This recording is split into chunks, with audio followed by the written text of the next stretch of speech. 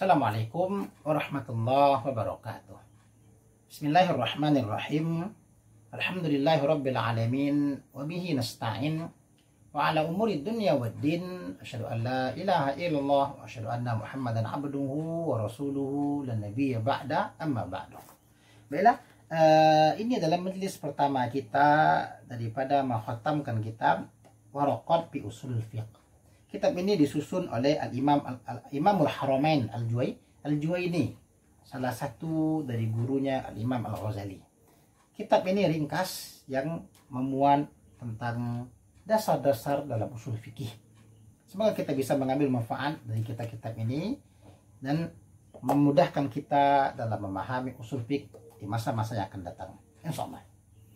Baiklah, ini adalah majelis pertama dan insyaallah akan kita khatamkan kitab ini. Jadi kita akan membahas kitab ini secara ringkas, tidak kita berbelit-belit, dan insyaallah di lain kesempatan kita akan mengkaji kitab ini secara khusus, secara mendalam. Bismillahirrahmanirrahim. Qala asy-Syekhul Imamul Haramain Al-Juwaini rahimahullahu taala, fa hadhihi waraqatun tashtamilu ala ma'rifati fusulin min usulil fiqh. Wadhalika mu'allafun min juz'aini mufradaini. Fahadihi waraqatun. Maka bermula ini adalah waraqat, beberapa lembaran-lembaran. Artinya, ya, beliau menunjukkan bahwasanya ini adalah waraqat, adalah lembaran-lembaran yang sedikit. Tapi walaupun ini lembaran-lembaran yang sedikit, namun yang jelas ini memberikan faedah yang luar biasa, memberikan manfaat yang sangat besar bagi umat Islam. Sedikit tulisannya, namun maknanya begitu luas. Lapasnya boleh singkat, kata-katanya boleh sedikit, tapi makna yang dikandungnya itu sangat luas, sehingga bisa memberikan manfaat dan sekaligus memudahkan bagi para pemula untuk menghafal dan mengambil faedah dari kitab yang singkat ini. Tashtamilu ala ma'rifati fusulin min usulil fiqh. Tashtamilu yang mengandung pada lembaran-lembaran yang sedikit ini apa? Ala ma'rifati, atas mengetahui, fusulin, adanya beberapa pasal. Artinya secara ringkas dalam lembaran ini, kata pengarang kitab kita akan mengenal adanya beberapa pasal, adanya beberapa pembahasan min usulil fikhi, daripada usul fiqh. Artinya fokus kita adalah usul fiqh. Jadi pembahasan nanti yang kita bahas ke depan itu adalah pembahasan usul fiqh secara ringkas, sehingga ini bisa memudahkan orang-orang yang baru belajar, dan sekaligus murojaah bagi orang-orang yang sudah lama belajar, dan memantapkan kembali bagi orang-orang yang sudah lama belajar, dan mengingatkan kembali bagi orang-orang yang sudah lupa.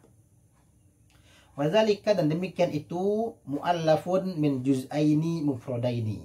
Demikian itu tersusun, lapas usul fiqh itu apa? Mu'allafun, tersusun min juz'aini, daripada dua juzuk, daripada dua bagian, mufradaini, yang dua-duanya mufrad.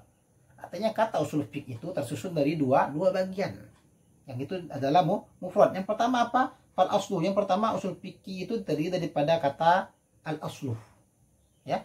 Yang pertama adalah al aslu. Karena usul adalah jamak, maka mufradnya adalah al aslu. Lafaz yang pertama, susunan pertama adalah lafaz al aslu. Maka pertama adalah asal. Apa itu asal? Ma bunia alaihi ghairuhu. Apa-apa yang bunia, didirikan atasnya oleh selainnya. Jadi asal itu apa? Sesuatu, atau ya sesuatu lah kita katakan, ya, apa-apa saja sesuatu yang dibangun di atasnya oleh sesuatu yang lain. Ada sesuatu yang di atas sesuatu itu dibangun. Ini kita anggap asal itu ada dia di bawah, dan di atas ini dibangun, ada yang lain terbangun di atasnya, dibuat dari di atasnya, maka dia disebut asal. Artinya dari asal itu muncul yang lain, maka dia disebut asal. Seperti mungkin kita katakan tembok, nanti ada bagian bawah pondasinya itu, dan itu nanti akan dibangun tembok di atasnya. Kita katakan rumah, asal rumah itu apa? Asalnya itu kita katakan pondasi rumah itu ada bangunan, ada sesuatu yang di bawah, dan nanti di atas itu dibangun yang lain. Nah, maka ini disebut dengan asal. Karena segala sesuatu nanti muncul dari dia. Sesuatu ini memunculkan banyak hal, maka Sesuatu yang memunculkan banyak hal ini, sesuatu yang dibangun di atasnya ini disebut dengan asal. Itu yang pertama. Wal far'u, dan nanti ada namanya far'u. Ketika kita bicara asal, sesuatu yang menjadi tempat tumbuhnya yang lain, maka ada nanti namanya far'u. Apa itu far'u? Cabang.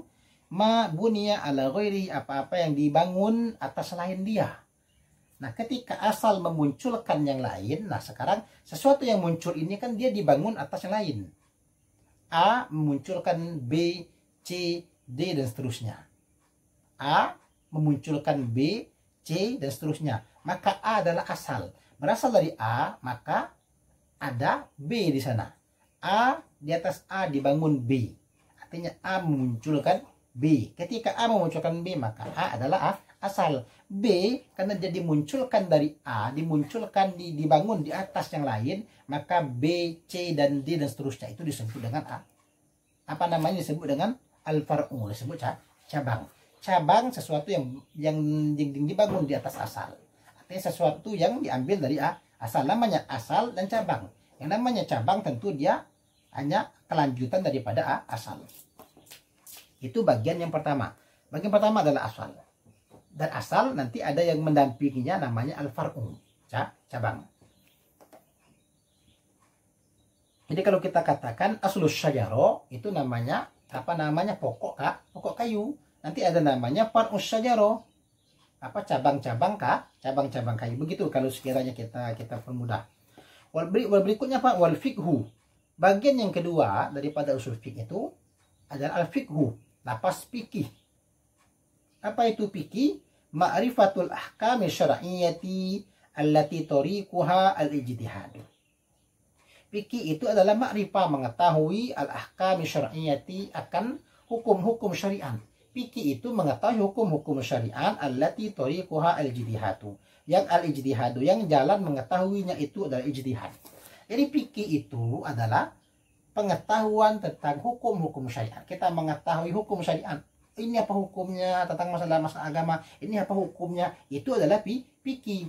Dan fikih itu didapati dengan cara ijtihad, artinya upaya yang dilakukan oleh para ulama. Fikih secara bahasa itu maknanya al-fahmu, paham. Jadi orang yang fikih itu adalah orang yang paham secara bahasa. Jadi kalau kita masukkan ke dalam istilah para ulama, apa yang dia pahami, apa yang dia ketahui, yaitu tentang masalah hukum-hukum syariat. Dia itu paham gitu, dia itu tahu apa maksudnya, tahu dalam masalah hukum-hukum syariat. Yang hukum-hukum syariat itu jalan untuk mendapatkannya adalah dengan cara ijtihad. Misalnya kita katakan, kita mengetahui dari mana kita tahu niat itu wajib, itu kan hasil ijtihad para ulama ketika mereka memperhatikan adanya bagaimana ayat-ayatnya, bagaimana hadis-hadisnya. Para ulama melakukan ijtihad dalam memahami ayat-ayat, dalam memahami hadis-hadis, sehingga para ulama menyimpulkan niat itu wajib. Begitu juga kita katakan, misalnya ada perkataan bahwasanya witir itu hukumnya sunan. Gimana hukumnya taunya sunan? Karena ijtihad para ulama dalam melihat nas dari syariat. Ayatnya begini. Adakah ayatnya begini-begini? Kalau ada ayatnya, iringan ayatnya begini, ayatnya semana ke begini. Nanti ada hadis-hadisnya. Para ulama mencermati itu, mereka berijtihad dalam memahami nas syariat, sehingga mereka simpulkan bahwasanya witir itu hukumnya sunat. Ini adalah hasil ijtihad para ulama, hasil upaya para ulama dalam melihat nas syariat, dalam melihat Al-Quran dan melihat hadis. Wal ahkamu, nah sekarang kita rinci lagi, apa itu ahkam? Wal ahkamu sab'atun. Tadi kan disebut bahwasanya fikih itu mengetahui hukum-hukum syariat. Apa hukum-hukum itu? Nah, yang dimaksud dengan hukum-hukum di sana ada sab'atun. Hukum-hukum itu ada 7. Jadi kalau kita bicara hukum, ya nanti ada 7 ya. Pertama al-wajibu, pertama hukum itu wajib. Wal mandubu, yang kedua mandub, atau mungkin mandub ini bisa kita istilahkan dalam bahasa kita yang lebih populer adalah sunan. Wal mubahu, kemudian yang kedua mubah. Wal mahduru, kemudian yang keempat adalah mahdur. Mungkin dalam bahasa populer kita, bahasa masyhur kita adalah haram ya. Mahdur itu bisa diartikan haram dalam bahasa populer kita atau bahasa masyhur ya. Wal makruhu, begitu juga makruh. Wasahihu, dan sahih, atau bahasa populer kita, bahasa masyhur di kalangan kita, mungkin bisa kita katakan sahih itu sah. Wal fasidu, dan begitu juga fasid, rusak. Jadi hukum itu ada tuh 7. Pertama wajib, kedua mandub, ketiga mubah, keempat mahdzur, kelima makruh, sahih dan rusak. Inilah hukum. Ketika kita bicara fikih, artinya kita mengenal hukum-hukum, kita mengenal yang 7 ini. Ini apa hukumnya? Oh, ini wajib. Ini apa hukumnya? Oh, ini sunat. Ini mandub. Oh, ini apa? Ini boleh mubah. Oh, ini mahdzur, ini tidak boleh nih. Itulah kalau lagi ini mahdzur. Oh, ini makruh. Oh, ini sah ini. Oh, ini rusak ini batal ini. Nah, itu yang dimaksud dengan hukum itu ya. Ini hukum-hukum syariat itu pasti bicara tentang 7 itu. Nah, kita rinci. Fal wajibu, apa itu wajib? Sekarang kita akan mengatakan fal wajibu itu ma yusabu ala fi'lihi wa yu'aqabu ala tarkihi. Hukum yang pertama hukum wajib. Wajib itu apa? Ma yusabu ala fi'lihi wa yu'aqabu ala tarkihi. Apa-apa yang diberi pahala atas mengerjakannya. Wajib itu kalau dikerjakan dia mendapatkan pahala. Kemudian wa yu'aqabu ala tarkihi, dan akan diberikan akibat. Akan diberikan akibat, artinya akan diberikan hukuman atau siksa atau diberikan dosa atas meninggalkannya. Wajib itu adalah sesuatu yang mendapatkan ganjaran pahala kalau dikerjakan. Namun kalau ditinggalkan maka dia akan mendapatkan dosa. Itu namanya wajib. Seperti misalnya kita katakan bahwa sholat fardu 5 waktu itu wajib. Kenapa dia wajib? Karena kalau dikerjakan ada pahalanya. Kalau ditinggalkan ada dosanya, ada sanksinya nanti. Itu namanya wajib. Kemudian yang kedua wal mandubu. Mandub. Ma yusabu ala fi'lihi wa la yu'aqabu ala tarkihi. Mandub itu apa-apa yang diberi pahala atas mengerjakannya. Dan bedanya dengan yang wajib apa? Dan dia tidak diberi dosa atas meninggalkannya. Kalau mandub itu atau biasa sunat yang populer bagi kita, yang masyhur bagi kita, dikerjakan berpahala, ditinggalkan tidak berdosa. Jadi kalau nanti ini apa hukumnya? Oh, ini mandub ini. Ini sunat. Katanya apa? Kalau kita kerjakan ada nilai pahalanya. Ketika kita tinggalkan, apa kita berdosa? Oh, tidak berdosa. Tapi sayang kita tidak mendapatkan pahala. Bukan dimanakan tidak apa-apa, karena ada sebagian orang memaknakan mandub itu mayusabu ala fi'li wa yu'aqabu ala tarkihi. Itu maknanya apa? Dikerjakan berpahala, ditinggalkan tidak apa-apa. Bukan begitu. Ketika ditinggalkan dia tidak mendapatkan dosa, itu saja. Namun yang jelas dia tidak mendapatkan pahala. Ya seperti misalnya kita mengerjakan amalan-amalan sunat lainnya seperti bersiwak. Kalau kita kerjakan siwak itu tentu akan mendapatkan pahala. Dan kalau kita tinggalkan, ya kita tidak berdosa, namun kita kehilangan pahala siwak misal. Wal mubahu, berikutnya adalah mubah. Ma la yuthabu ala fi'lihi wa la yu'aqabu ala tarkihi.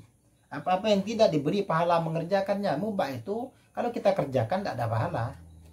Wa la yu'aqabu ala tarkihi, dan juga kita tidak mendapatkan akibat dan juga tidak berdosa ketika kita meninggalkannya. Dikerjakan dia tidak dapat pahala, kita tinggalkan juga tidak dapat dosa. Ini baru bisa dikatakan tidak apa-apa. Dikerjakan tidak apa-apa, ditinggalkan juga tidak apa-apa.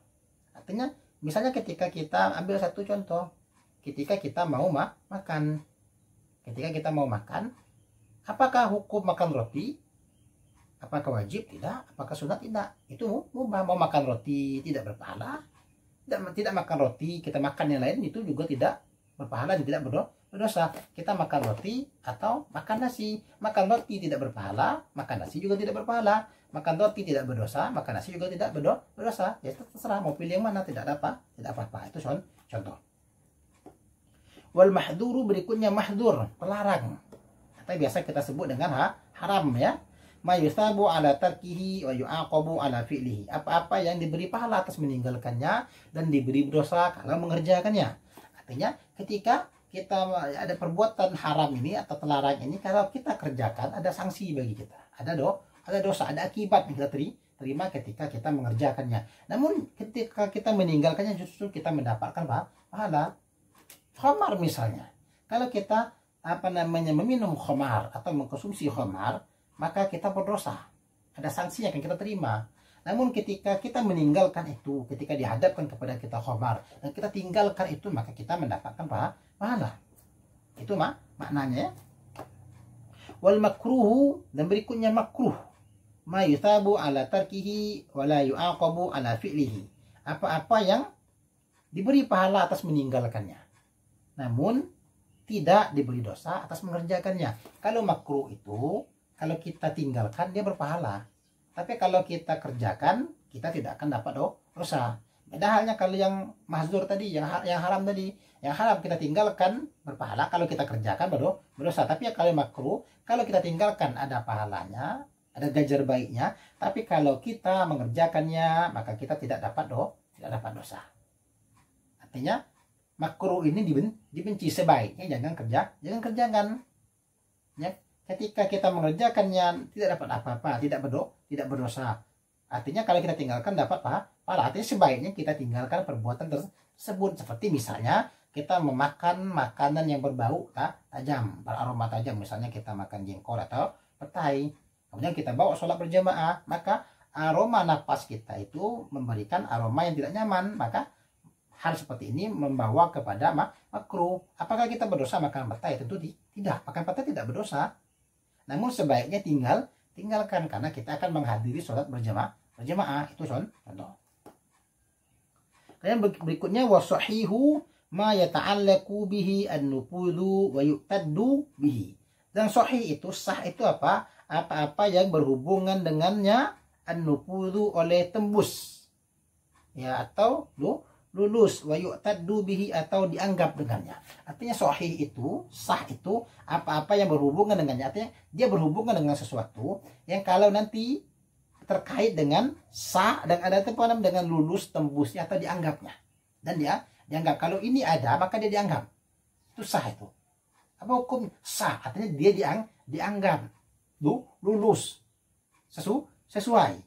Dia dianggap, maka dia dikatakan sahih. Ini bagaimana? Ini sahih, ini sah. Kenapa? Dia tembus, lupus dia yu'tad, dia dianggap. Artinya ketika ada sesuatu yang berhubungan dengan itu yang kaitannya dia dianggap atau dia dianggap tembus atau lulus, maka dia dikatakan sah.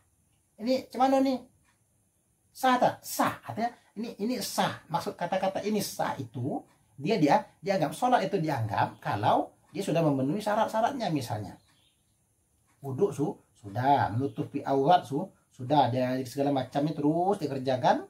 Artinya semua gerakan sholat dia selesaikan. Macam mana?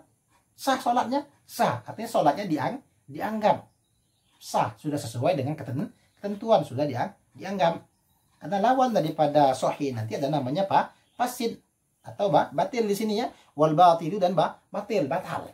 Atau fasid rusak itu ma la yata'allaqu bihi an-nufudhu wa la yu'taddu bihi. Apa-apa yang tidak berhubungan dia dengan lupus, tembus atau lulusnya tadi, wala yu'taddu bihi dan juga tidak dianggap dengannya. Artinya kalau batal atau fasid rusak itu artinya adanya sesuatu yang berhubungan dengan dia sehingga sesuatu itu tidak dianggap lulus, tidak tembus, tidak dianggap. Ini macam mana? Oh, ini dibatalin. Perkataan ini batal artinya ini tidak dianggap. Sholatnya bagaimana? Sholatnya batal. Kenapa batal? Ada sesuatu yang tidak dia tunaikan sehingga sholatnya tadi tidak dianggap. Sholatnya tidak lulus, maka disebut batal. Sholatnya lulus, sholatnya dianggap sah berarti. Ketika dikatakan sholatnya sah, maka sholatnya dianggap.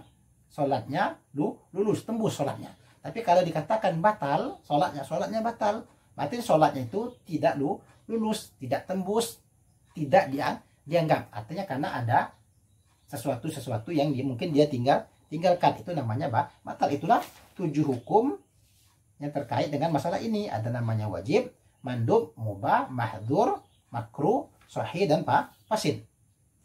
Pada yang akan datang kita akan membahas tentang wal fiqhu akhassu minal ilmi.